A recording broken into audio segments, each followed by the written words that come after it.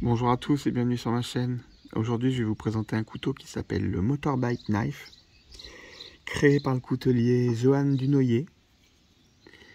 Sa société est JD-Coutelier. Il est situé en Champagne-Ardenne. Voilà, donc c'est un modèle de couteau créé à la base avec un manche de levier de moto. Donc je précise tout de suite que ce n'est pas le premier à avoir eu cette idée.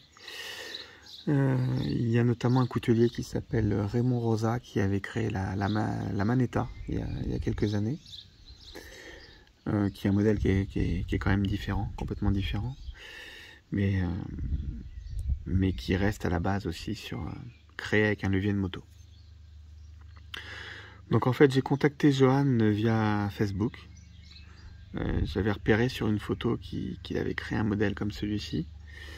Il l'avait arrêté, ça faisait un moment qu'il le faisait plus.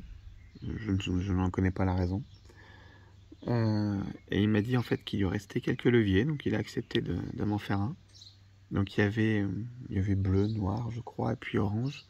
Il y avait deux tailles, soit un peu plutôt en mode 3 doigts, soit celui-ci qui était basé sur un levier plus grand. Donc moi je préférais en tout cas. Donc en fait à la base le levier était tout orange.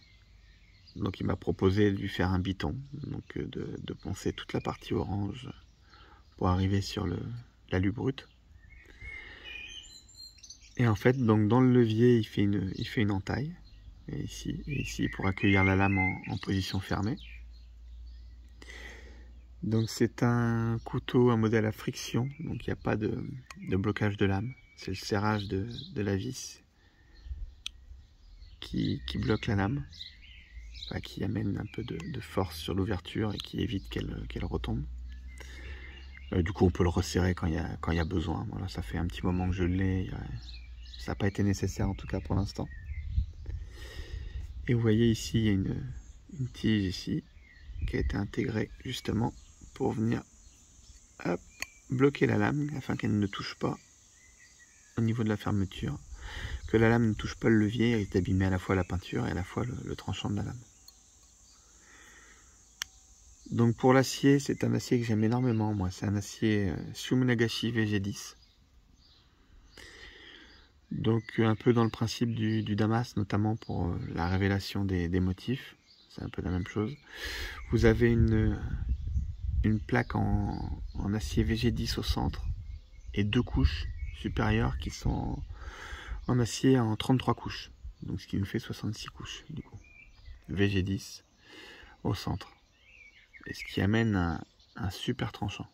J'aime énormément cet acier, j'ai pas mal de couteaux en Shumunagashi comme ça, c'est un acier que j'aime beaucoup, qui est pas très cher et qui est surtout original déjà, qui amène un design plutôt sympa et qui a vraiment un très très bon tranchant.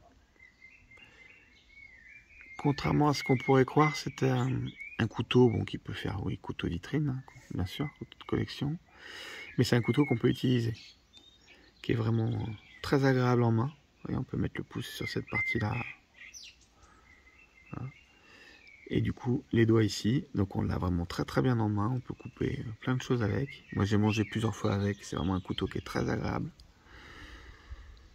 Et malgré la forme ou l'originalité du manche, sincèrement il se prend vraiment très très bien en main.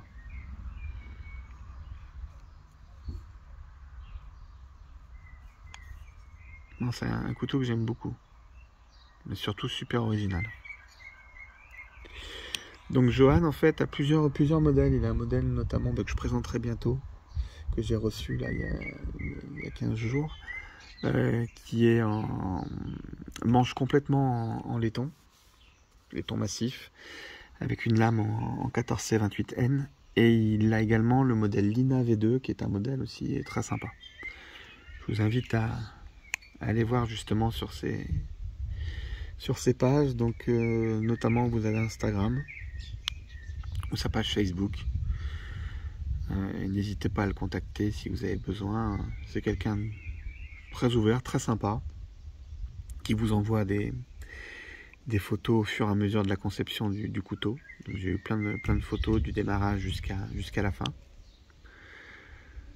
Et parce qu'on va me poser la question dans les commentaires, j'ai donné déjà 50 € en acompte pour valider la commande. Et c'est un couteau qui m'a coûté 190 €, frais de port compris. Voilà.